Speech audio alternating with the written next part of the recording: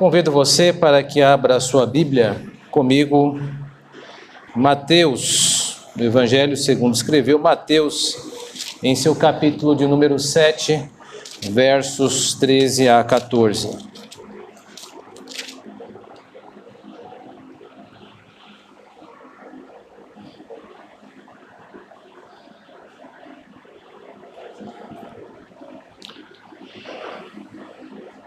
Diz assim o texto bíblico: Entrai pela porta estreita, larga é a porta e espaçoso o caminho que conduz para a perdição, e são muitos os que entram por ela. Porque estreita é a porta e apertado o caminho que conduz para a vida, e são poucos os que acertam com ela.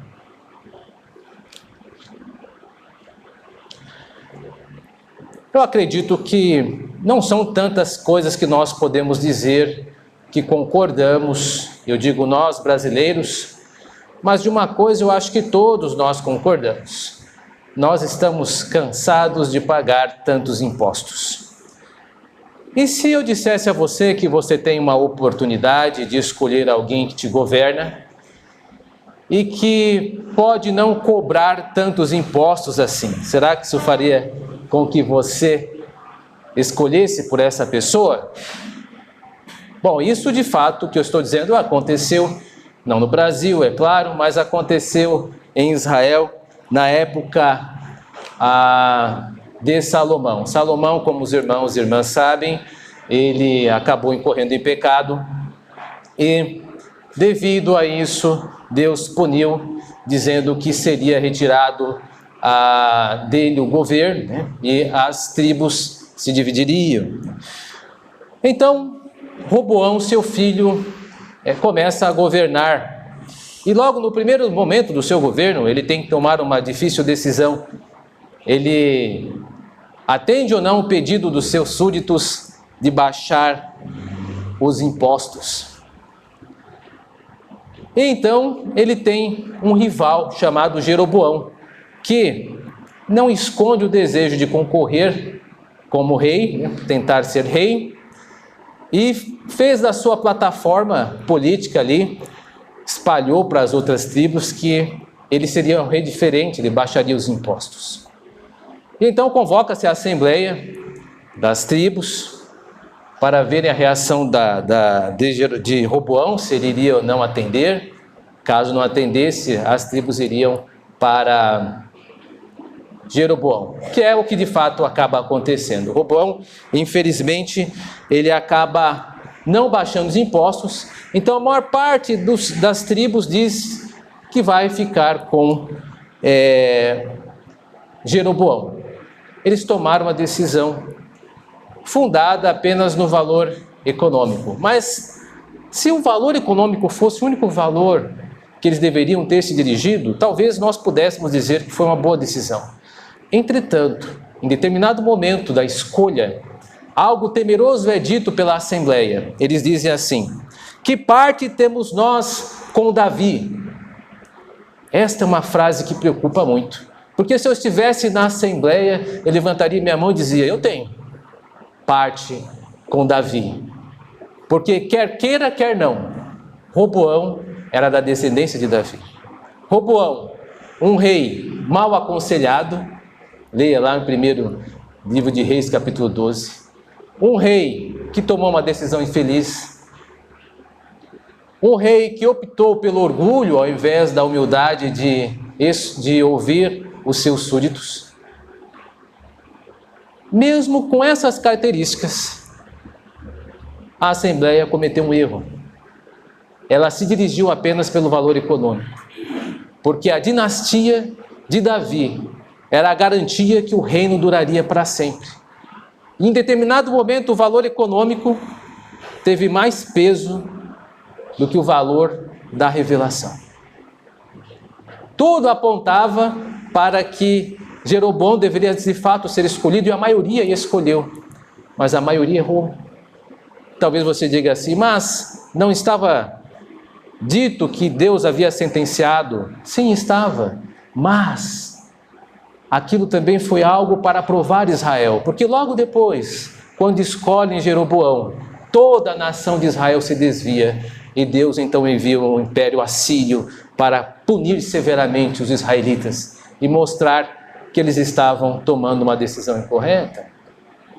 O que nos ensina, meus irmãos e irmãs, esse texto, e que tem muito a ver com o texto que nós lemos hoje, são as escolhas que nós devemos tomar na vida. Nós precisamos tomar as nossas escolhas, mas para tomá-las precisamos estar atento aos valores que mobilizam essas escolhas. O que nós estamos colocando à frente das nossas escolhas? Que valores? É o valor econômico ou é o valor da revelação? Vamos mudar aqui. É o valor da razão, da racionalidade ou o valor da revelação? Vamos mudar de novo. É o valor dos desejos que implodem em meu coração ou o valor da revelação? Porque o texto nos apresenta uma mesma escolha que deve ser feita entre dois valores apresentados no texto. Nós precisamos escolher entre duas portas. A pergunta é: qual porta você tem escolhido? A porta larga ou a porta estreita? Como é que você pode garantir que você fez a escolha correta? O texto de hoje vai nos ajudar a entender, respondendo duas simples perguntas, para que nós vejamos se estamos de fato escolhendo a porta correta. A primeira pergunta que eu faço a todos é: você se sente confortável? Se sua resposta for sim, é bem possível que você talvez não esteja escolhendo o caminho correto. Existem várias palavras que podem ser utilizadas para definir a vida cristã. Confortável não é uma delas. Se você está se sentindo muito confortável, é bem possível que você tenha escolhido a porta errada. Veja no verso de número 13. Entrai pela porta estreita. O que significa porta estreita nesse texto? Bom, porta, ela tem um simbolismo muito grande na Bíblia. Basta nós lembrarmos, às vezes, como isso ocorreu. A porta, por exemplo, é utilizada como uma figura do lar, que representa a família. Lembremos disso, por exemplo, do sangue dos cordeiros que tinham que ser colocados nos umbrais das portas dos israelitas, a fim de que o anjo da destruição não passasse para a casa deles. O sinal era colocado na porta. Era também na porta, mas não agora das casas, mas das cidades, os portais das cidades, que estavam colocados grandes tribunais. Os julgamentos geralmente ocorriam nas portas das cidades. Por exemplo, o julgamento acerca da definição do destino de Ruth ocorre nas portas da cidade, juntos com os anciãos nas portas. Lá em Salmo, de número 127, diz que as causas são pleiteadas judicialmente nas portas das cidades. As portas, geralmente na Bíblia, têm um significado de decisão e de importância. Agora, o que significa porta estreita? Ora, a porta estreita, ela leva ao caminho estreito. Talvez você deva pensar, bom, isso não diz muito, mas se nós olharmos um pouco para a palavra estreito, nós veremos, e depois nós podemos fazer alguma comparação, mas no grego a mesma palavra para estreito é aflição. E aí agora ficou um pouco mais claro o texto. Porque no verso 14 está escrito assim: estreita é a porta, e apertado, a ideia é que aflitivo é o caminho que conduz à vida. Ou seja, entrar na porta é o início de um caminho que promete para nós compressão, estreiteza, aflição. Mas por que essa porta é tão importante? Porque a porta, nesse texto, significa os ensinos de Cristo Jesus. Esse texto, ele é colocado no capítulo 7, logo depois de Jesus ter dado todas as instruções no Sermão da Montanha. Ele começa agora para as aplicações. A porta aqui são os seus ensinos que ele deu desde o início das bem-aventuranças, passando pelas correções dos anciões. Olha, vocês ouviram o que foi dito, eu porém vos digo. Depois ele ensina a oração, ensina como dar esmolas, ensina como fazer julgamentos, enfim. Depois de dar todas essas explicações, ele diz: entrem por esta porta. A porta são os ensinos de Cristo. Só que esses ensinos de Cristo não vão garantir conforto, vão garantir desconforto, aflição. O caminho que Jesus Cristo está propondo aos seus discípulos é um caminho aflitivo, difícil. Jesus não está prometendo nenhum tipo de conforto. E este tipo de afirmação é verificável em vários textos da Bíblia. Por exemplo, em João no capítulo 16, verso 33, Jesus diz: olha, no mundo vocês vão ter aflição. Ou seja, a nossa estadia aqui é uma estadia aflitiva. E ele em nenhum momento ele faz uma propaganda enganosa. Ele diz que aquele que quer servi-lo ou servir a Cristo, aliás, apenas servi-lo, tá? Vai passar por aflições. Vamos pegar um dos discípulos de Cristo para demonstrar isso, que é o apóstolo Paulo. Logo quando o Senhor chama Paulo para servi-lo, o que é dito acerca dele? Quando Deus decide chamar o apóstolo Paulo, ele envia Ananias e diz assim: Ananias, você irá, batizará Paulo, e eu vou mostrar a Paulo como a vida deve ser confortável. Eu vou mostrar a Paulo como ele deve estar descansado e pode decretar as coisas que vão acontecer para ele, que ele vai ter tudo de bom. A mensagem que Ananias vai levar para Paulo é que eu lhe mostrarei o quanto lhe importa sofrer pelo meu nome. O apóstolo Paulo, ele vai iniciar uma vida de sofrimento em prol de Jesus Cristo. Não é uma vida de benéfices. Aliás, Jesus Cristo sempre provou aqueles que iam a ele com desejo exagerado com esse tipo de afirmação. Uma das pessoas que se aproxima de Jesus e diz assim: Senhor, eu vou lhe seguir por toda a minha vida, eu vou dedicar tudo que eu tenho ao Senhor.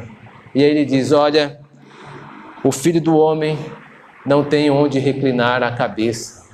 As raposas têm cobiça, os pássaros ninhos, mas o Filho do Homem não tem descanso. Aquele que irá me seguir também não deve esperar destino diferente. Por isso, meus irmãos e irmãs, Jesus Cristo não nos diz ou promete conforto. E se você está muito preocupado com o conforto, eu acredito que você ainda não entendeu exatamente o que significa discipulado de Jesus Cristo. Bom, a esta altura do sermão, você deve estar pensando assim: bom, essa não é uma boa publicidade, né? Jesus não está fazendo um bom trabalho de marketing, porque não é exatamente assim que você procura fazer com que as pessoas te sigam e tenham adesão a você. Por exemplo, quando as pessoas vão vender um carro, eles não começam a dizer: olha, este carro, ele tem tais e tais defeitos e ele bebe muito, ele gasta muito. Bom, se alguém disser isso para você, você não vai comprar o carro. Quando alguém for vender para você um imóvel, ele não começa dizendo: olha, eu vou vender esse imóvel e eu vou mostrar para você os pontos de infiltração da casa e os grandes defeitos no fundamento. Provavelmente você vai embora. Esse não é um bom argumento de marketing e publicidade. Acontece que Jesus não está preocupado com marketing e publicidade. Jesus está preocupado com vida eterna e perdição. E com vida eterna e perdição, precisamos ser honestos, precisamos ser claros. E é o que Jesus Cristo está dizendo: vocês querem me seguir? Querem ser meus discípulos? então entrem pela porta estreita, que é abracem a minha revelação e vivam por meio delas, porque esta é a única forma de ter vida. Se você acha que ter vida é ter conforto, ter um carro, ter um imóvel, ter um bom trabalho, você não sabe o que é seguir a Jesus Cristo. Porque olhe para outra opção que nós temos além desta.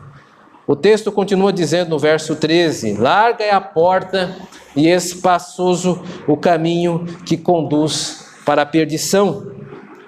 Entendendo porta como ensino, como eu acabei de dizer, nós iremos perceber que na Bíblia existem outras opções acerca do conhecimento de Jesus Cristo. Mesmo na época do Senhor, outros caminhos eram ofertados. Nós temos, por exemplo, os fariseus, que eram muito persuasivos em relação à maneira como ensinavam a Bíblia. Nós temos os saduceus, que não acreditavam no pós-vida. Nós temos os herodianos, que eram favoráveis ao Império Romano. Nós temos os zelotes, que eram favoráveis às causas sociais, a devolver na mesma moeda. Nós tínhamos outros ensinamentos lá, mas todos aqueles outros ensinamentos são reputados por Jesus Cristo como porta larga, porque levam um caminho espaçoso. O que é um caminho espaçoso? É um caminho onde você pode caminhar, transitar com bastante mobilidade. Você pode escolher, você pode andar com conforto. Meus irmãos e irmãs, por natureza, ninguém gosta de sofrer. Jesus Cristo também não está chamando-nos para o masoquismo, mas Ele está sendo claro para os custos do discipulado. Se de fato você quer seguir a Jesus Cristo, você vai pagar um alto preço. Jesus Cristo quer que você escolha o caminho estreito, porque afinal de contas, comparado com Ele, todos os outros tipos de ensino são largos. Existe apenas uma porta estreita, os ensinamentos de Cristo. E as outras? As outras são as outras. Todo e outro qualquer ensinamento e caminho são ensinos largos. E não me refiro apenas aos grandes grupos de doutrinas, mas aqui é algo um pouco mais pessoal. São as nossas decisões. Quando você toma uma decisão e está muito confortável com ela, desconfie. Nós temos um relato bíblico de pessoas que tomaram decisões que não foram felizes. Por exemplo, Eva. Eva, escrava dos seus desejos, ela escolheu satisfazer seus desejos e não a revelação de Deus. Deus havia dito a ela: não comerás do fruto da árvore do conhecimento do bem e do mal. Mas Eva, olhando para o fruto, viu que era desejável para ter conhecimento, então ela tornou-se escrava do seu desejo e seguiu o seu mestre desejo e comeu do fruto, a despeito da revelação. Nós temos outro, nós temos também Caim, onde Deus havia dito para Caim: Caim, se você não fizer o bem, não é certo que serás aceito. Se todavia fizer o mal, o pecado jaz à porta, sobre ti será o teu desejo. Sobre eles deve dominar. Mais uma vez o desejo está posto como o grande concorrente com Deus, com a revelação. E qual é a escolha de Caim? Obedecer os seus desejos e deixar de lado a revelação. E não para por aí. Nós vemos, por exemplo, os contemporâneos de Noé, onde por 120 anos foram admoestados por Noé para que escolhessem a revelação. O juízo viria a todos e a todos levaria. E o que ocorreu? Escolheram os seus desejos, e é dito acerca deles que eles comercializavam, casavam-se, davam-se em casamento, ou seja, viviam a sua vida cotidiana. Não é descrito aí que eles estavam matando, roubando, fazendo coisas todas torpes. Não era todos assim, mas eles estavam vivendo alienados de Deus, alienados da revelação. E todas as pessoas que, embora possam estar matando, roubando, como alguns gostam de dizer, de se desculpar, é por querer ir à igreja. Eu não mato, eu não roubo. Ué, mas quem disse que isso lhe faz uma pessoa aceitável por Deus? Deus só aceita alguém tão bom quanto Ele. Deus não pode baixar o nível. Para você ser aceito por Deus, você tem que ser tão bom quanto Deus. Aí você diz, bom, complicou. Quem é que pode ser tão bom quanto Deus? Agora você entendeu? Ninguém. Por isso que nós temos o nosso mediador Jesus Cristo, que por meio dele nos faz aceitável a Deus. E Deus mantém o seu crivo. Ele continua tendo a mesma exigência. Acontece que nós agora estamos incorporados em Cristo. Somos partes do seu corpo. Então somos aceitáveis a Deus por intermédio de Jesus Cristo. Mas enfim, nós temos vários outros tipos de mestres que vão tentar nos doutrinar acerca do caminho que devemos tomar. Os desejos foram deles, mas não apenas o desejo, há os sentimentos também, que são muito persuasivos. Eu preciso fazer isso para estar em paz com meus sentimentos. Mas desde quando Cristo prometeu que você tem que ter paz com os sentimentos para segui-lo? Muitas vezes você terá que negar-se a si mesmo para seguir a Cristo com honestidade. Terá que entrar numa guerra contra os seus sentimentos, contra os seus pensamentos, para escolher a revelação. Porque aderir à revelação é ir contra, muitas vezes, os nossos pensamentos. Veja a situação que eu disse no início de Jeroboão e Roboão. O raciocínio, os pensamentos diziam, bom, Jeroboão é a melhor escolha, mas a revelação dizia, não, porque Roboão, embora seja um péssimo rei, a mão de Deus está sobre a sua dinastia. Eu preciso fazer esta escolha. Aqueles que escolheram ficar do lado de Roboão fizeram a melhor escolha. A despeito dos seus pensamentos que diziam que poderiam economizar mais com Jeroboão, mas o valor da revelação é superior ao valor da razão, é superior ao valor da emoção, é superior a qualquer outro valor. Por isso, aquelas doutrinas que seguimos, os nossos mestres, precisamos saber quem são. Se são seus pensamentos, se são seus sentimentos, se são seus desejos de sexualidade que está tão na epiderme das pessoas. Nosso mundo é muito assim. Você está dando a estes teus mestres o direito de decidir sua vida. Os valores que vão ditar se você está seguindo a Cristo ou não.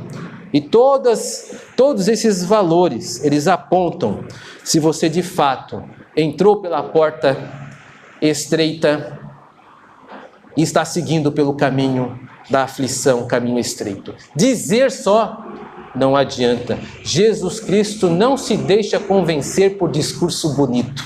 Nós podemos até sermos ludibriados por tais artifícios, mas Jesus Cristo não. O Senhor nos conhece o chão do nosso coração. A Ele tudo está nu e desvelado. E nós precisamos ter com Deus esta noite para dizer, Senhor, eu tenho escolhido a porta estreita e tenho palmilhado o caminho estreito e aflitivo de ser teu discípulo, limitando as minhas escolhas à tua revelação. O meu coração protesta, a minha razão não concorda, mas a tua revelação diz, eu a tomo como dogma, eu a seguirei a despeito de qualquer outra insistência. Então, se você está desconfortável, seja bem-vindo, você tem tomado a decisão correta. Uma outra pergunta que você precisa fazer para saber se está no caminho certo é: com quem você está andando? Eu sei que esta pergunta leva sempre àquele adágio popular que não é bíblico, que diz assim: diga-me com quem andas e eu te direi quem és. Lembra-se disso? Não é versículo bíblico, tá? Isso é um adágio, é um ditado popular. Mas existem alguns elementos de verdade neste adágio. Você veja que o texto, ele aponta para algum grupo de pessoas. Veja no verso 13, diz assim: larga é a porta e espaçoso o caminho que conduz para a perdição, e são muitos os que entram por ela. São muitos o que optam pelo caminho espaçoso. Se você está indo, está caminhando, e tem muita gente do teu lado, que todo mundo concorda com você, se todo mundo está se sentindo super confortável, eu acho que você precisa refletir que passos você tem seguido. Porque se tem muita gente com você, isso não é um bom indicativo. A Bíblia diz que o cristianismo, ele não chama tanta atenção de todo mundo. Os crentes serão perseguidos. Se você não é perseguido por causa dos entendimentos cristãos, talvez é porque você esteja negociando ele com o mundo. Porque um cristão, ele incomoda.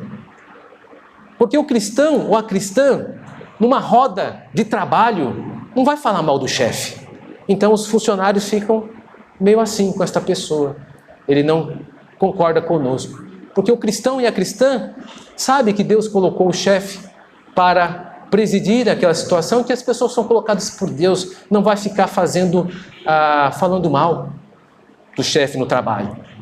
Um cristão ou uma cristã também não irá gostar de pornografia e compartilhar vídeos sobre sexualidade, porque é uma pessoa casta. Se é casado, a sua sexualidade pertence ao seu cônjuge. E ali basta. É algo sagrado e sem mácula, conforme o autor de Hebreus diz. Se é solteiro, vai esperar casar. Está pensando em casamento, procurará uma pessoa cristã para que possa, juntamente com ela, formar um lar e serem uma família abençoada. Então, pornografia, não. Sexualidade exacerbada, não faz interesse do jovem cristão. Mas se você é jovem cristão e o mundo, como jovens, estão compartilhando isso com você, você precisa parar e pensar se de fato você está seguindo o caminho estreito. Porque talvez não esteja. Talvez você esteja enganando a si mesmo. Jovem, onde estão seus olhos? O que é que você tem assistido à noite? O que é que você tem visto à sombra dos outros? Cuidado! Nosso Deus a tudo vê. E a sua vida pertence a Ele. E Deus cuida de você.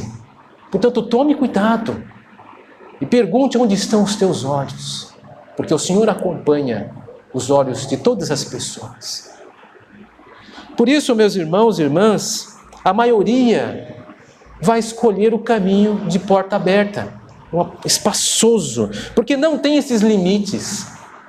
Para essas pessoas que não seguem a Cristo, tudo é muito fácil. A sexualidade, algo natural. Gênero, aberto, vamos inventar qualquer um. O mundo está assim, e a porta é muito desconfortável.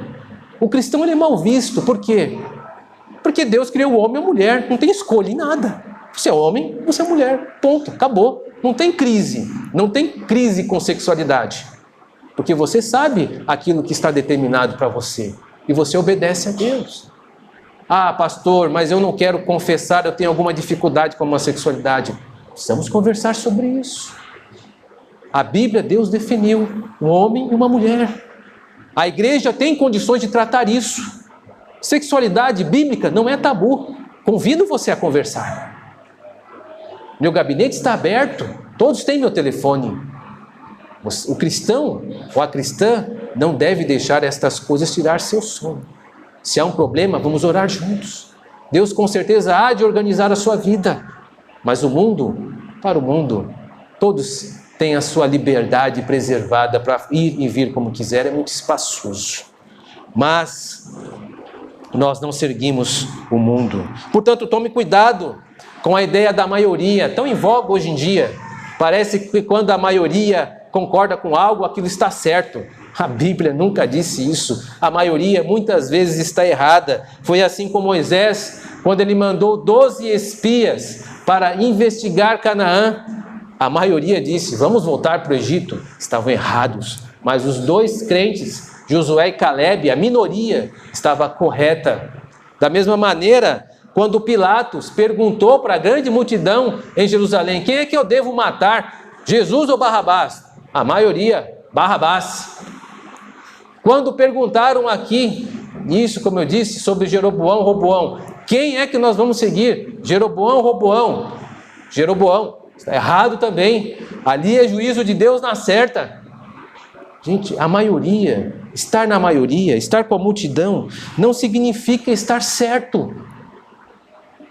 As maiorias não é uma segurança de certeza. Existem valores que estão mobilizando ali e você precisa destacar-se da multidão e perguntar-se até que ponto isso tem a ver com a Bíblia. Até que ponto as minhas escolhas estão baseadas na revelação. Se aqueles espias estivessem baseando as suas decisões na revelação bíblica, nunca teriam escolhido voltar ao Egito. Se aquela multidão tivesse escolhendo os prisioneiros, qual deveriam sentenciar à morte por questão de revelação, nunca teriam matado Jesus Cristo. Por isso, tome cuidado. Multidão não é bom sinal. Maioria, cuidado. Qual que é o sinal? É a revelação. É isso que deve guiar seu coração. Se as pessoas vão te acompanhar nessa decisão, isso é um problema das pessoas. A você, Deus lhe fala, fique com revelação. Esta é a porta estreita. Não permita que o Deus desejo diga para você aonde você deve ir. Não permita que o falso Deus, razão apenas, diga para você onde deve ir. Não permita que o falso Deus, emoção, diga para onde você deve ir. A revelação deve dizer, faço isso, isso deve ser feito. Os outros são falsos deuses. Não podemos deixar que estes deuses influenciem a nossa vida. O mundo irá dizer, olha, os relacionamentos são descartáveis. Se você casou, tudo bem, não deu certo, separa. Isto é o mundo. Porque para o mundo, os relacionamentos são descartáveis. Nós que somos cristãos, defenderemos até a sepultura os nossos votos. Você fez votos para o teu cônjuge no auge da sua saúde. É covardia agora. Depois de tantos anos, uma pessoa que batalhou do teu lado, você simplesmente escolher outra porque lhe parece mais palatável. Isso é traição, vil, deplorável, que é o que mais o mundo aplaude. Triste isso. Quão belo é um casal de idosos, duas pessoas que fizeram uma aliança e vão envelhecer juntos. Como é bonito ver um homem e uma mulher que caminharam anos e anos juntos, partilhando do seu sofrimento e também das alegrias, um ajudando o outro, levando até o final os seus votos. Mas isso você vai ouvir aqui na igreja, porque aqui nós pregamos o caminho estreito, que é a revelação de Cristo. Agora o mundo irá aplaudir. Quantos e quantos não estão sacrificando no altar do mundo os seus casamentos em prol de benefícios dos seus sentimentos, dos seus desejos sexuais? Mas nós fizemos os nossos votos. E se seu cônjuge sofrer um derrame, você vai abandoná-lo? Se ficar paraplégica, descartará? Conheço pessoas que fizeram isso. Mas nós oramos a Deus para que sejamos fiéis, para tratar os nossos cônjuges com os devidos juramentos que nós fizemos a Deus. E são nos momentos que eles mais precisam de nós, que nós devemos demonstrar a Deus a nossa fidelidade aos nossos votos. O seu caminho é estreito. O mundo, relacionamento é descartável. O mundo vai dizer que as pessoas que se opõem a nós, os nossos rivais, as nossas rivais, devem ser maltratados e perseguidos. A Bíblia diz que devem ser perdoados e devemos orar por eles. Aquela pessoa do trabalho que talvez esteja levantando um complô, quanto tempo você tem gasto em oração por ela? Como é que você tem levado o nome dela a Deus? Com ódio? Não é isso que a Bíblia diz. A Bíblia diz, se teu inimigo tiver fome, dá-lhe de comer. Se tiver sede, dá-lhe de beber. Mas a pessoa continuará sendo meu inimigo ou minha inimiga. Não importa. A revelação diz que nós devemos tratar as pessoas com uma justiça maior do que este mundo. Se a nossa justiça ficar só neste mundo, é uma demonstração que você não pertence ao outro mundo, você pertence a este mundo. E a este mundo você ficará, irá para o inferno como o mundo, ou a maioria. Mas se você segue a porta estreita, se teu inimigo tiver fome, você dará de comer. Se tiver sede, dará de beber. Perdoará, caminhará outra milha, dará a face. Difícil. Jesus não disse que seria fácil, disse que seria estreito e aflitivo. Mas esse é o caminho que conduz à vida. Qual é a alternativa? Dar vazão aos sentimentos e ir para o inferno? O comedimento, meus irmãos, é um reflexo daquele que segue para o céu. O perdão é um reflexo daquele que segue para o céu. Precisamos fazer as escolhas corretas, porque o mundo e a maioria não transitam como nós transitamos pelo caminho estreito. Eu não ignoro, meus irmãos e irmãs, que lidar com o sofrimento é difícil. Eu sei que falo a todos que estão aqui, e cada um de nós, Deus deu uma porção de sofrimento. O sofrimento, ele é algo intransferível e pessoal. Quem é pai sabe disso. Quem é mãe sabe disso. Quando nós vemos os nossos queridos entes, familiares sofrerem, o nosso desejo é puxar o sofrimento para a gente. Mas cada um recebe a sua porção de sofrimento, é intransferível. Nesse mundo, nós podemos apoiar e ajudar os outros nos seus sofrimentos, mas os sofrimentos são intransferíveis. Mas a Bíblia, ela nos adverte a ver o sofrimento não como o seu sofrimento. O seu sofrimento não é seu, é de Cristo. Cristo está dando esse sofrimento para você, pela sua soberania e providência. E nós precisamos lidar com o sofrimento em Cristo. Não é o meu sofrimento, não é o teu sofrimento. É o sofrimento que o Senhor repartiu. Jó entendia bem isso. Receberemos apenas o bem de Deus e não o mal. Ezequiel entendia bem disso, quando Deus disse: olha, Ezequiel, você vai profetizar e de tarde vai morrer o seu cônjuge, porque a palavra, a revelação tem primazia. Ezequiel pregou e à tarde Deus tirou a delícia dos seus olhos, porque o sofrimento de Ezequiel era o sofrimento de Deus para Ezequiel, e não o sofrimento do Ezequiel. Nossos sofrimentos são sofrimentos em Cristo. Todos nós estamos sofrendo nesta terra. Ninguém aqui tem a patente e o monopólio da dor. Todos nós temos um grau de sofrimento, e não há um sofrômetro, um termômetro que diga que nós estamos sofrendo um mais do que o outro. Cristo sabe até o momento em que nós podemos suportar, e temos dele, do nosso Senhor, a promessa de que se o sofrimento chegar a tal ponto, ele irá te dar o escape. A fidelidade de Deus não mudou. A mesma fidelidade que o atraiu a Cristo, também é a mesma fidelidade que lhe garante que o teu sofrimento, ele tem um tempo e um prazo determinado. E Deus com certeza governa por meio das águas turbulentas que, vez por outra, somos convidados a passar. Deus governa sobre essas águas tumultuosas. Enfim, meus irmãos, há consolo para nós nesse texto. O texto ainda diz: entrai pela porta estreita. Esse é o caminho da salvação, da vida eterna. Em Mateus, a vida eterna é o porvir. Em Mateus, a vida eterna é simplesmente o momento que nós teremos com Cristo depois desta vida. É a vida que nos aguarda. Nós não esperamos Jesus Cristo apenas para esta vida, senão, como Paulo diria, nós somos os mais miseráveis dos homens e das mulheres. Nós esperamos a Cristo para o mundo por vir. Nós sofreremos aflições, enfrentaremos as dores e as dificuldades das doenças crônicas. Deus não nos poupará disso.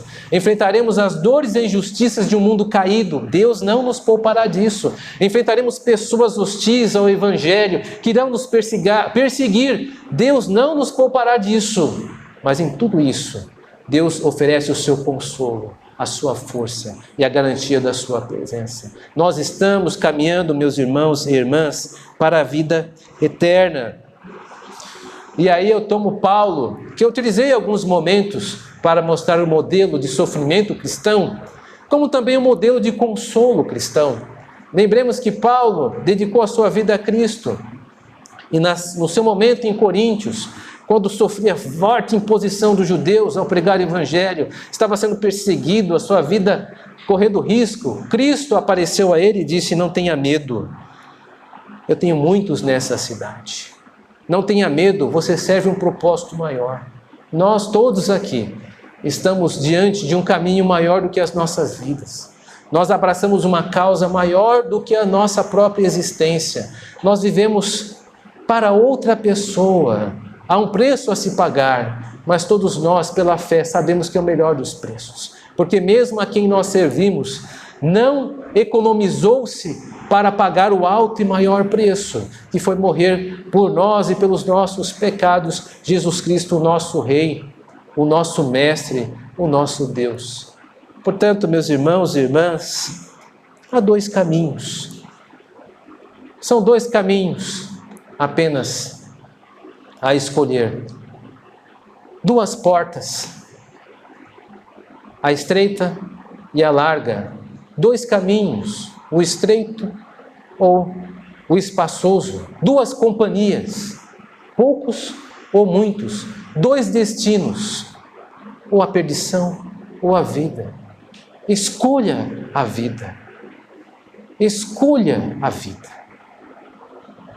Que Deus nos ajude. Amém.